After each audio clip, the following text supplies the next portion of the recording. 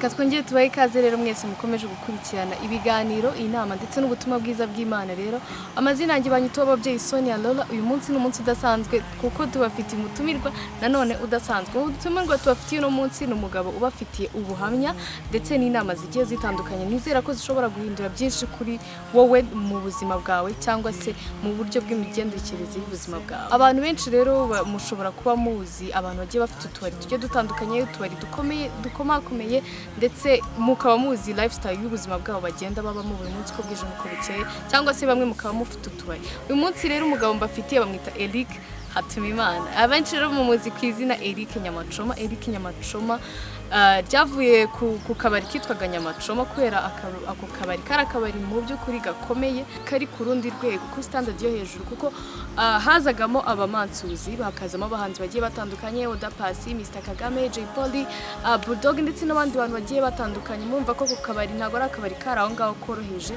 uyu mugabo rero akaba reka mbyite ko ari mu mateka ari mu bamwe mu bagabo bakagombye kwandikwa mu mateka rero y'abantu bari bafite utubari dukomeye cyane ko nkeka ko haba Kimironko cyangwa se mu Giporoso nta kandi kabari gashobora kuba karazamutse kumurusha reka rero tumuhe ikaze atubwire byinshi kuri we ndetse n'inzira ye kugira ngo agere ku gukiranuka cyane ko rero twatunguwe no kubona yarakijijwe ari umugabo uhimbaza Imana kandi uyishikamyeho Eric rero tugaye ikaze mu kiganiro cyacu murakoze ndashima Imana ihoraho ndamahoro Eric rero ni nyuma yuko tumaze iminsi twumvishe inkuru yuko usigaye uri umuvuga butumwa bwiza ugahimbaza ukakorera Imana mu buryo bweruye turashaka kumenya ikibazo cyane dushaka kumenya mu buryo wakiriye agakiza ndashima Imana ihoraho Imana y'inyembabazi nyinshi Imana y'urukundo rwinshi iyo hataba imbabazi z'Imana ntago mba nyikibuka Imana ishimwe none Eric ikibazo cy'amatsiko kuri gushima Imana cyane byagenze gute murakoze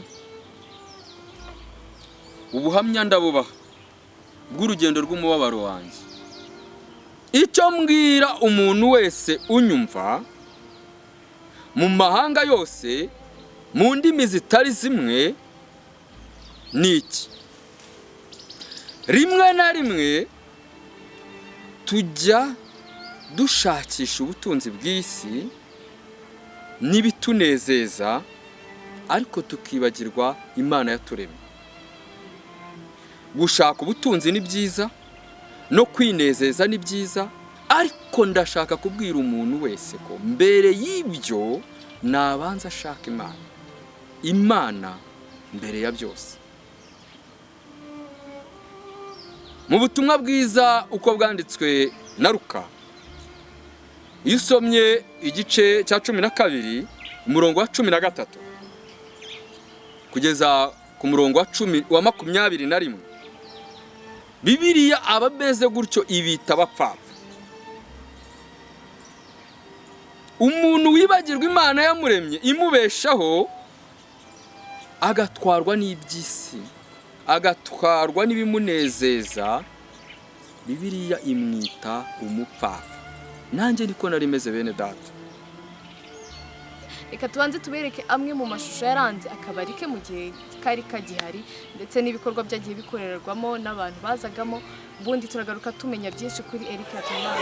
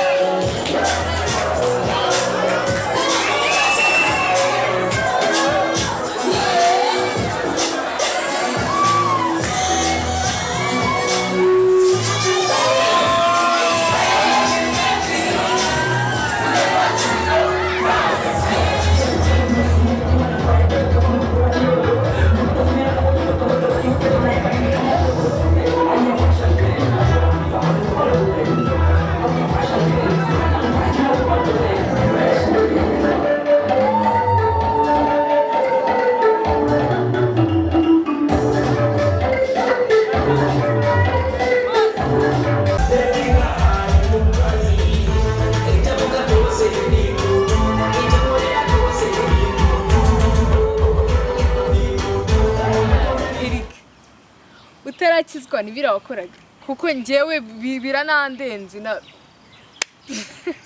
birandenze pe. Yego hariya nari nkiri mu mwijima wa Satani. Totally ariko hariya nkiriyo numvaga ubuzima ari uko, numvaga ari njye uriho, ariko aho maze kugerera mu mucyo wa Kristo niho namenye ko nari ndi mu mwijima. Ndi mu bagabo bagize kwishimisha mu buryo bwinshi butandukanye, ndi mu bagabo benjoyinze mu buryo bwinshi butandukanye. Ariko bene data, ndashaka kubwira ko ibi binezeza by'ibyaha umuntu yinezezamo imbere y'Imana, ntabwo bishoboka ko hatabayeho kwihana wazabicika amahoro. Nanjye rero nisanze nakubiswe ikinyafu cy'Imana, nisanze Imana yarambiwe imirimo mibi ya Satani nabaga ndimo yo kwinezeza aho mu mageto, aho mu mabuwate, ahantu hose numvaga ngo hari ikirori. Bajyaga bavuga ngo hahiye, ngo hahiye, aho sinatangwagayo. Ariko Imana kubw'umugambi wayo ntabwo yabyemeye. Nyiri mu mwijima wa Satani nari mfite umwuka w'abadayimoni, umwuka w'ubuhehesi. Nkunda abakobwa bambaye ubusa, ndarikira amabere yabo. Iyo nabonaga umukobwa wambaye mini, wambaye imyenda ikurura abagabo, uwo ntiyancikaga. Natsaga imodoka nkamukurikira, nkemera nkamutangaho ibyanjye byose, ariko ngashyirwa ari uko ngeze gute nkoranye ibibi nawe. Bene data, ndashaka kubwira ngo umuntu ubikora bivemo. Nta cyiza nigeze mbonera mu ngeso mbi, nta cyiza nigeze mbonera mu businzi, nta cyiza nigeze mbonera mu busambanyi, nta cyiza nigeze mbonera mu rugomo, nta cyiza nigeze mbonera mu ngeso mbi. Muntu ubikora ndakugira inama, vamo. Umuntu wese uhagurutswa no kujya gusinda, uhagurutswa no kujya gusambana, uhagurutswa no kujya mu ngeso mbi, aba ameze nk'ikimasa kijyanye kubagwa.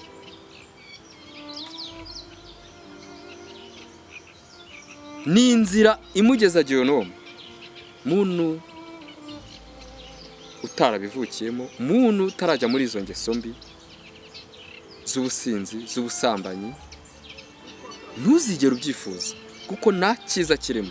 Ibinezeza by'ibyaha, muntu wakuriye mu nzu y'Imana, muntu wakuriye mu muryango ukijijwe, muntu wakuriye mu batambyi, ntuzigere wishimira kuba muri ibyo binezeza by'ibyaha.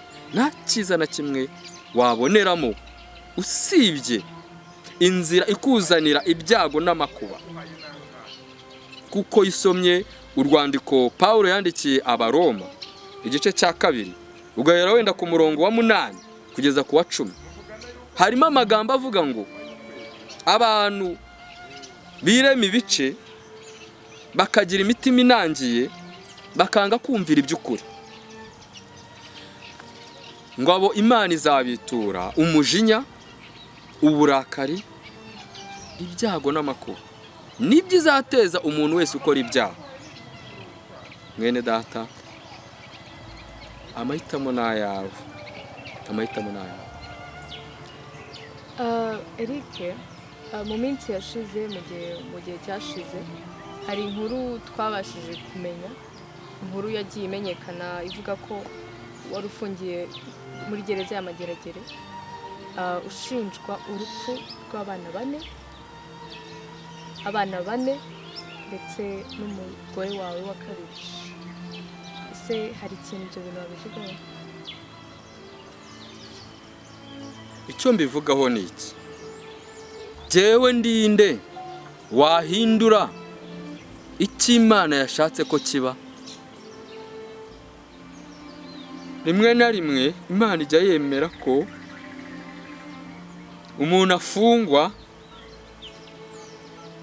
icyaha aregwa ataragikoze, ariko imuhoye byinshi yakoze abantu batamenye kubw'umugambi wayo. Nibyo koko nigaraguye muri byinshi bibi ubwo nari nkiri imbohe ya Satani, ubwo nari ngifite akabari bitaga NYAMACOMA nk'uko mwene data yabivuze, kabanje gukorera Kimironko imbere ya Banki Populaire, nyuma nza gukimurira mu Giporoso uruhande rwa Hotel Hilltop. Nakoreragamo ibibi byinshi nk'uko mwabibonye mu mashusho y'abakobwa babyinaga bambaye ubusa, bambaye imyenda y'urukozasoni, imyenda ikurura abagabo.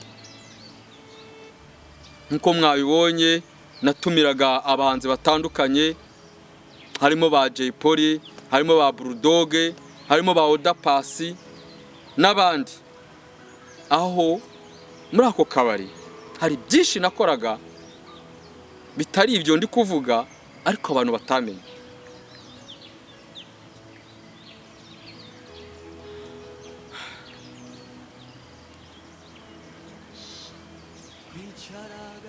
Naturi Imana nibyo, ariko ntago newe n'isoni yo kwatura mbabwira muri bimwe nakoraga ubwo nari nkiri imbohe ya Satani.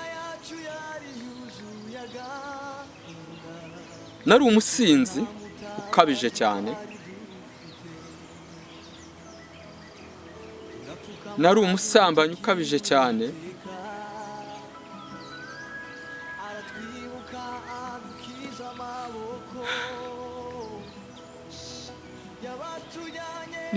nigaraguye mu isayo y'ibyaha.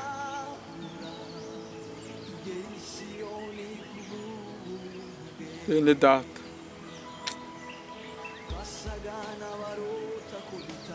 nta hantu nasindiye, mu mabuwate hose nabaga ndi muri izo ngeso z'ubusinzi, muri izo ngeso z'ubusambanyi, muri izo ngeso z'uburara,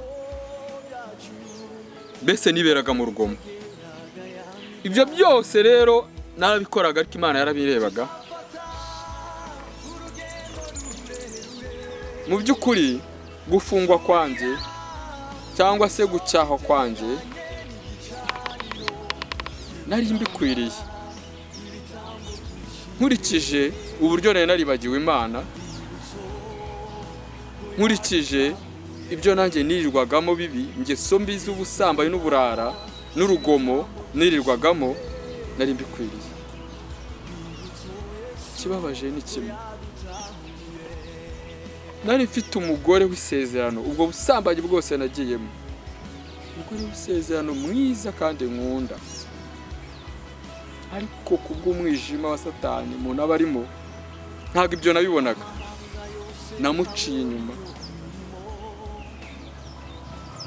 ngerekaho no gusambana n'abandi.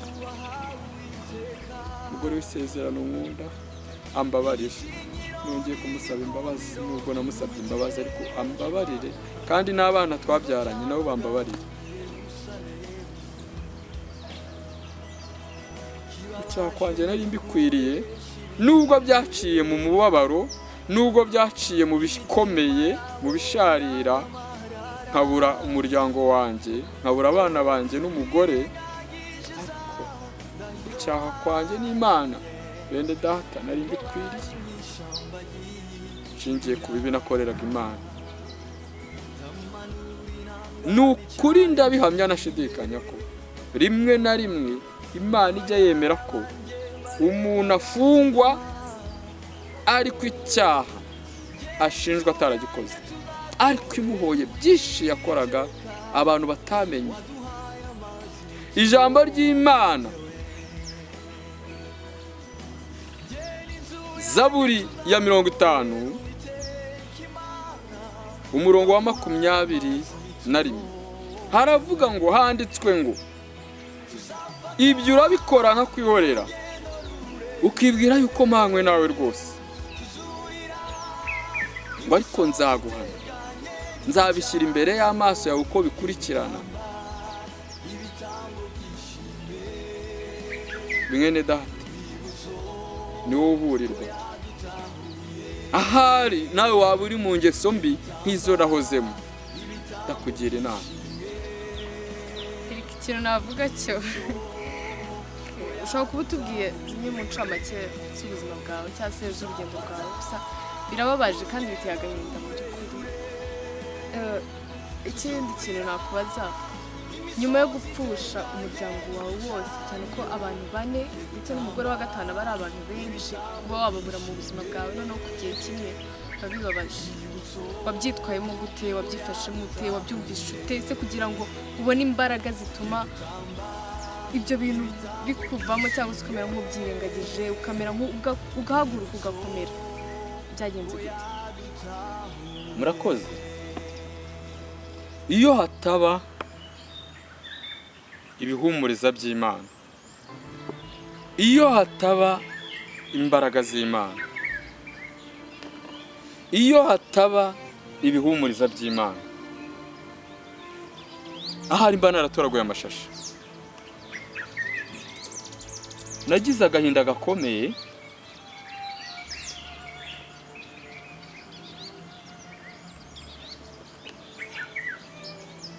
bene data,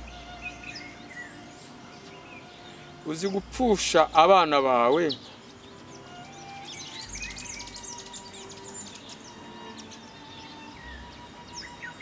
ugapfusha umugore, uzi gupfusha abana bawe ugapfusha umugore wawe, ukagerekwaho no gufungwa nawe, ukagerekwaho n'amaraso yabo. Iyo hataba ibihumuriza by'Imana, iyo hataba imbaraga z'Imana, ahari mba narasaze nkatoragura amashashi. Birababaje Eric, tubwire ukuntu wafunzwe uziriye kesi ingana gutyo, ukabasha kuburana, ukabasha gutsinda, ukabona usohoka muri gereza, ukagaruka hano mu bundi buzima butandukanye n'ubwabiri. Murakoze, Imana ibahe umugisha. Kuva muri gereza ni ubuntu bw'Imana nagerewe. Ubuntu bwa Yesu butangaje nibwo bwankuyeho imigozi.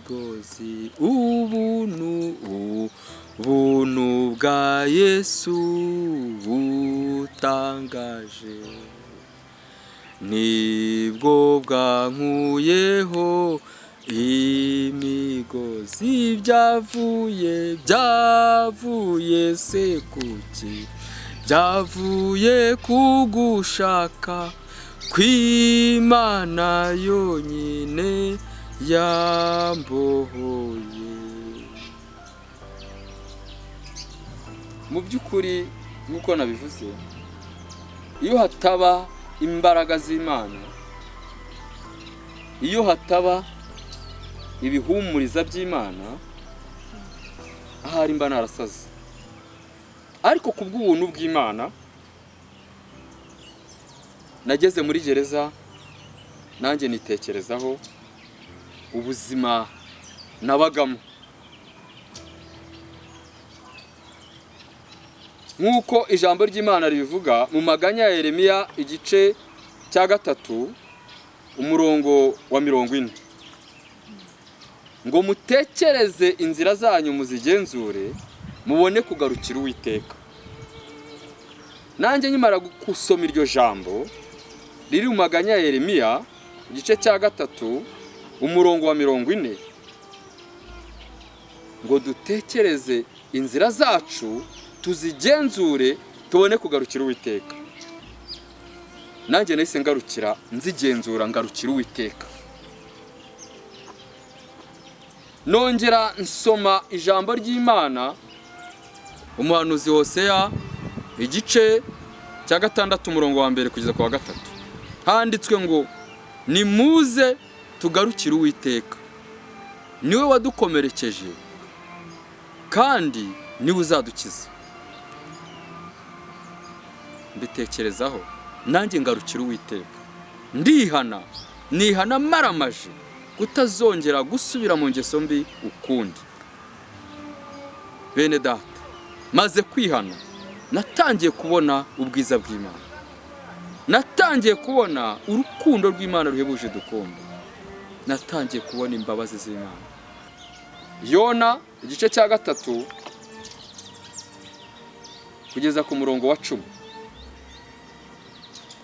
Narebye ukuntu abantu b'i Nineve bihana bari abanyabyaha. Narebye ukuntu abantu b'i Nineve Imana yohereje umukozi wayo Yona ngo ajye kuburira ubwo bwoko, ngo nibate ajye kuburira ubwo bwoko.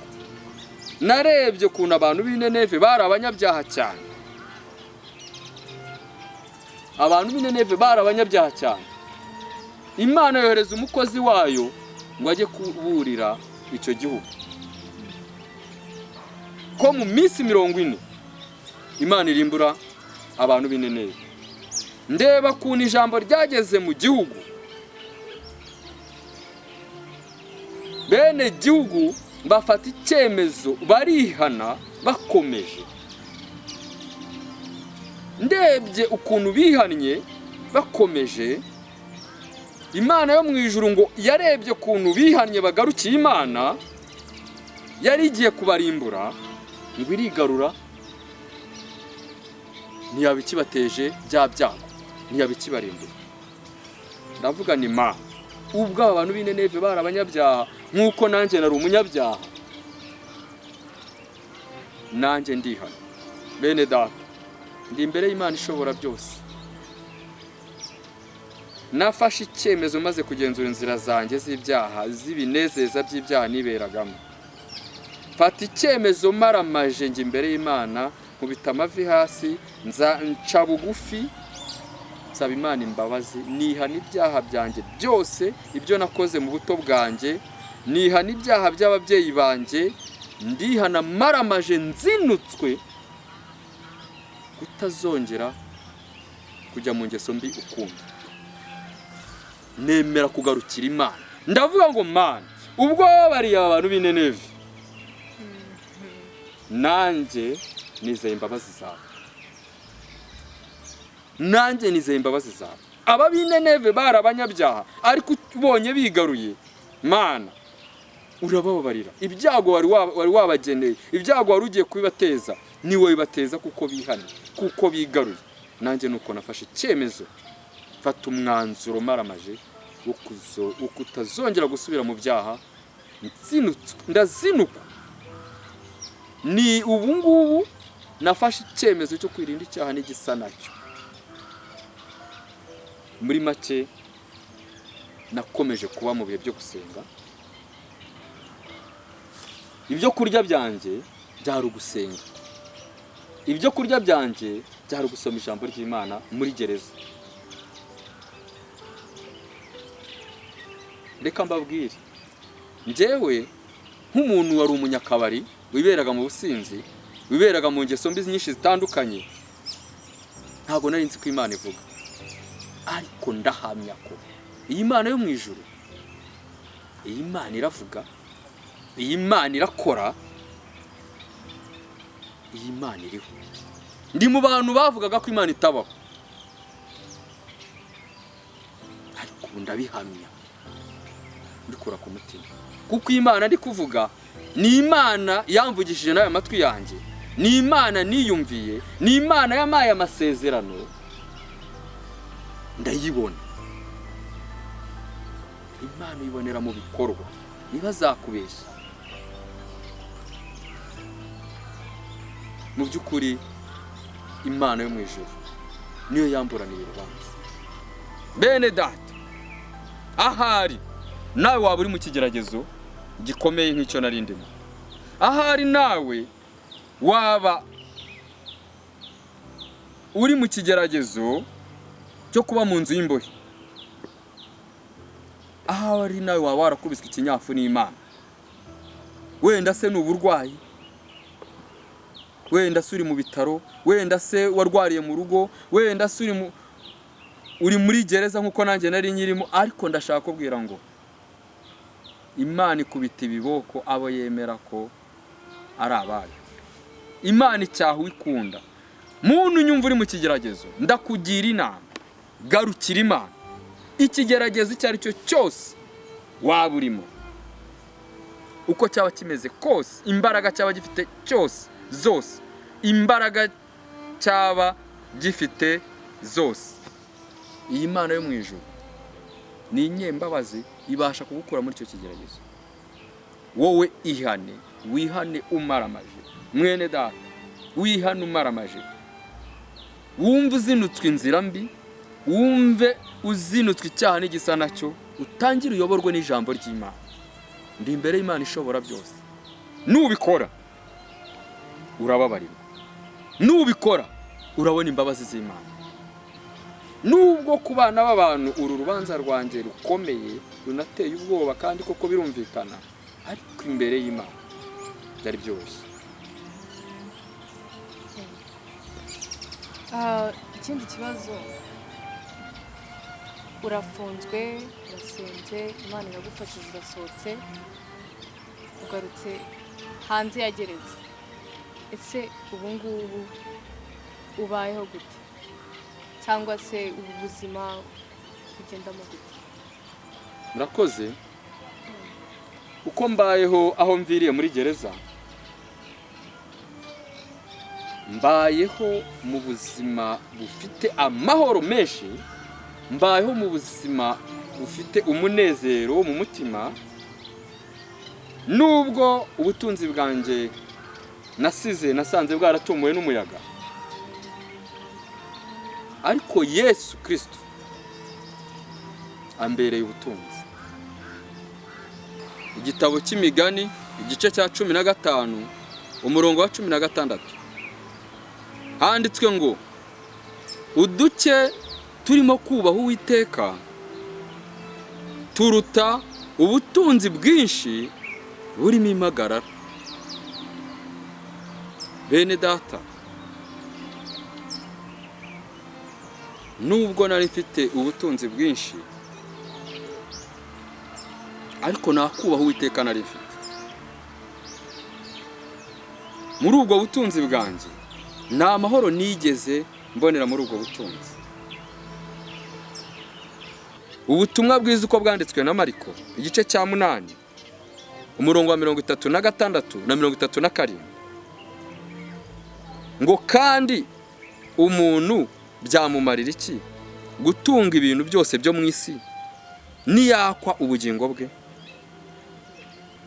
Ngo mbese umuntu yatanga iki ngo acungure ubugingo bwe? Bitekerezeho mwene data, ubaho maze kugarukira Imana. Nubwo ibyo byose ntabifite, mfite amahoro ntigeze mbona kuva nava mu nda ya mama, atari uko wambaza n'amafaranga 1000 kuri konti. Oya, ariko kumva umutima wanjye utandega ikibi, kumva umutima wanjye n'ubu isaha tuvugana umwami Yesu aje gutwara itorero, nanjye nazamukana n'abera. Ibyo biranezeza mwene data, nkumva ndamahoro, kanyurwa.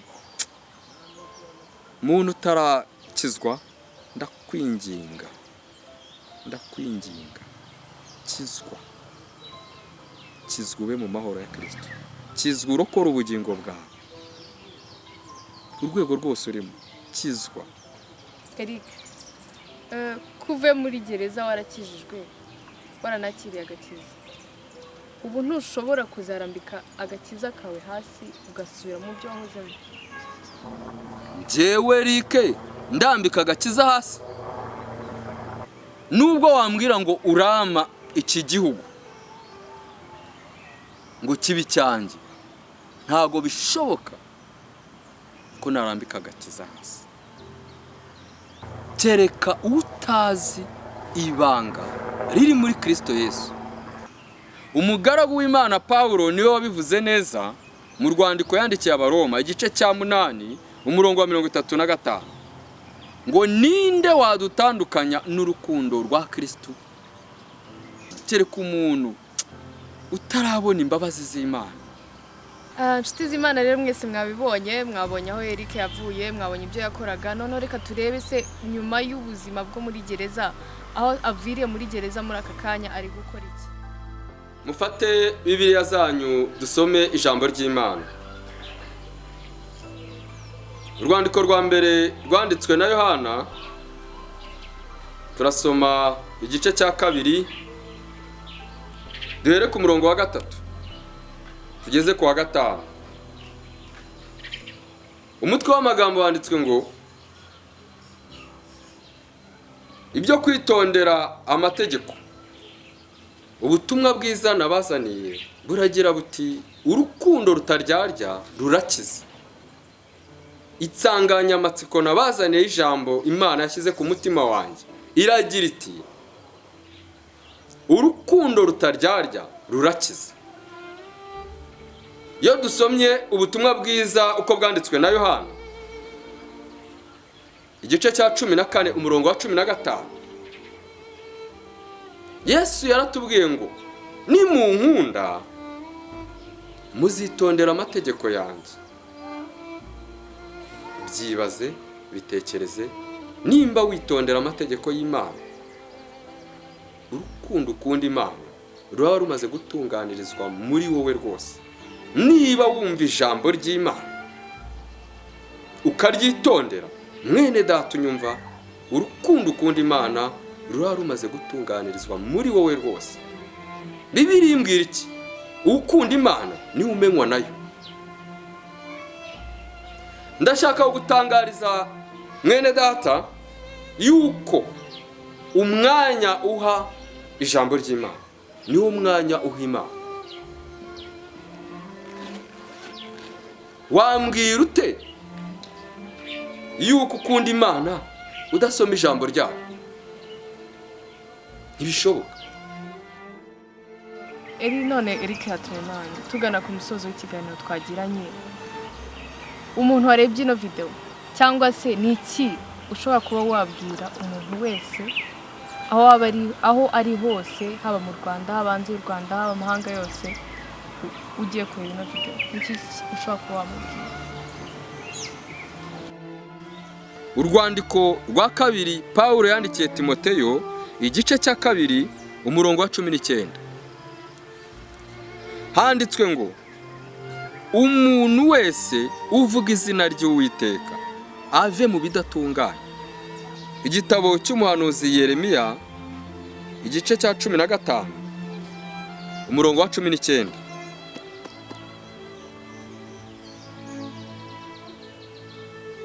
ndaburira umuntu uvuga izina ry'Uwiteka, ndaburira umukristo wese uvanga ibishimwa mu bigabo.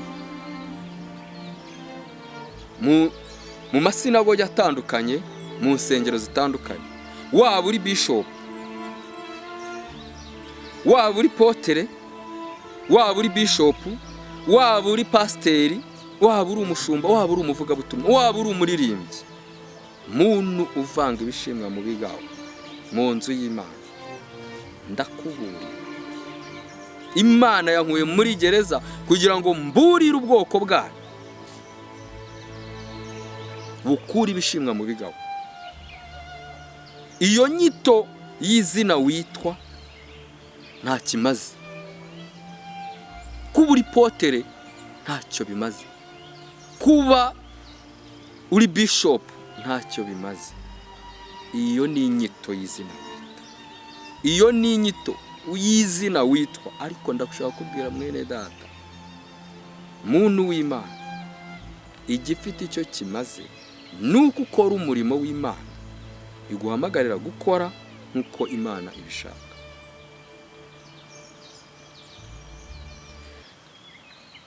Ndashaka kukubwira ko Imana yantumye kubwira abantu biyita abayuda mu masinagogi atandukanye, nyamara atari bo, ahubwo ari abanyabinyoma. Imana yantumye kubabwira ngo mwihane, mukure ibishimwa mu bigabo, mwe kubindyarya mu nzu z'Imana, mwe kubindyarya mu masinagogi atandukanye. Aho mvuye muri gereza hari mwene data umwe waduhaye ubuhamya twasenganaga, yatubwiye kuntu yamaze imyaka 32 ari umuhanuzi aririmba muri korali, ariko ngo iyo myaka 32 avuga ko akijijwe, avuga ko ari umukozi w'Imana. Yatubwiye ko ubu ageze muri gereza aribwo akijijwe. Iyo myaka yose yayimaze ari umupagani wo mu rusengero.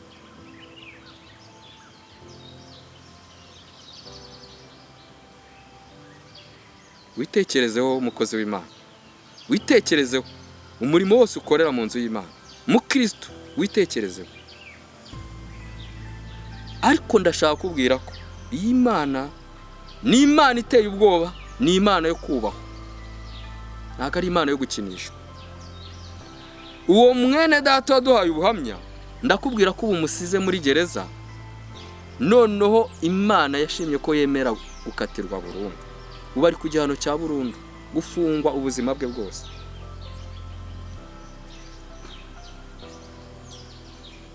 Ubu ngubu arimo arayikorera, akayikorera ari ku gihano cya burundu, adateze kuva muri gereza, usibye Nyagasani ukora ibikomeye, ibyananiye abana b'abantu cyangwa ibidashobokera abana b'abantu. Ubishobora wenyine niwe wahindura iyo dosiye ikamuvaho. Ndakuburira mwene data, ninekerezwe yuko bene data ndi kubatera ubwoba, ahubwo ni urukundo rwa Kristo rumpata kubaburira twe gukinisha Imana. Bene data, iyi Imana iradukunda, iyi Imana itubeshaho, iyi Imana iraturinda, iyi Imana iradutabara muri byinshi. Bene data, ndabinginze ninekerezwe ko ndi kubatera ubwoba, ariko mbonye urukundo rw'Imana idukunda, icyama amahanga yose, indimi zose, ubwoko bwose, abantu bakagarukira Imana. Mu mahanga yose, mu ndimi zitari zimwe, mu batware badutwara, ukomeye n'uworoheje, umva icyo Imana ishaka ku muntu wese muri iki gihe cy'ubuhenebere buteye ubwoba bw'iminsi y'imperuka. Luka, ubutumwa bwiza uko bwanditswe na Luka, igice cya 24 umurongo wa 47, umva icyo Imana ivugana nawe, ngo kwihana no kubabarirwa ibyaha bibwirwe amahanga yose mu izina rye.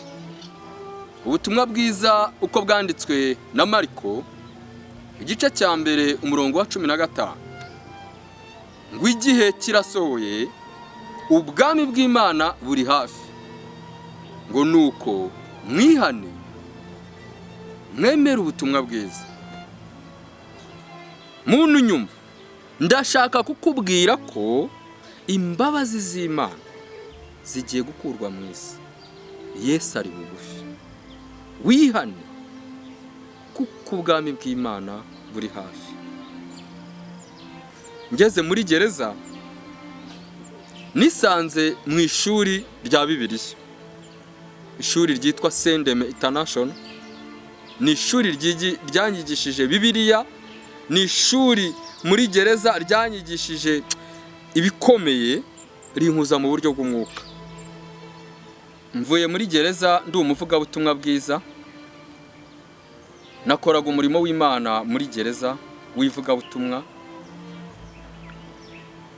Rero intego yanjye cyangwa se intumbero yanjye niyo kuba igikoresho cy'Imana. Hari filime nandikiye muri gereza, ni filime y'ivugabutumwa, ni filime igaragaza iby'abantu dukora, ni filime igaragaza iby'abantu bakora, ni filime irimo ubuzima nanjye naciyemo igihe nari nkiri mu byaha, igihe nari nkiri mu mwijima. Ni filime y'ibiriho. Iyo filime nayanditse maze kubona ko byose ari ubusa, ahubwo Imana Yesu yanyunguye ubwenge, ankora ku maso, anyereka inzira yaguhesha kubona ibi byose dushaka. Niko kwandika iyo filime, ndindiriye kubona ubushobozi nkayikina, kandi nizeye ko ari filime izahindura benshi, izabohora benshi, abantu benshi baboshywe na Satani, batwawe no gushakisha ubutunzi bw'isi bakibagirwa Imana, abantu batwawe n'ibibanezeza bakibagirwa Imana. Iyo filime nizeye ko izabafasha.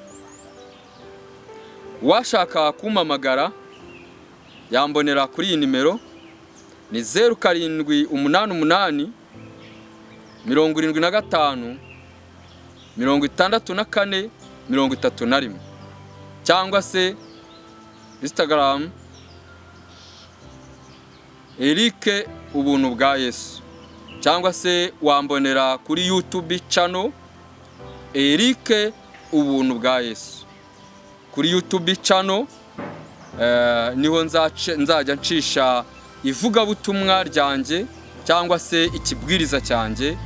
Rero mwene data ukunda Imana, mwene data ukunda Kristo, ni karibu kugira ngo tuganire ku ijambo ry'Imana, twumve icyo Imana dushakaho muri iki gihe cy'ubuhenebere buteye ubwoba bw'iminsi y'imperuka. Imana ibahe umugisha cyane, Imana ibahe umugisha ku bw'ubu buhamya. Ubu buhamya uwabushaka wese yamamagara kuri iyo nimero, uwashaka ubu buhamya yamamagara kuri iyi nimero 0788 75 64 31. Imana yo mu ijuru ibahe umugisha. Reka mbashimire rero, mbibutsa ko uyu twabanye na Eric Hatunimana muri iki kiganiro cyose, kandi ushaka kumuhamagara, ushaka kumuvugisha, ushaka kumuhamagara kuri nimero za telefone 0788 75 64 reka zisubiremo 0788 82 75 channel ye bamwita Eric ubuntu bwa Yesu. Ubundi ugakomeza kumva inama ze, story y'ubuzima bwe, cyangwa se ukaruhura umutima binyuze kuri story.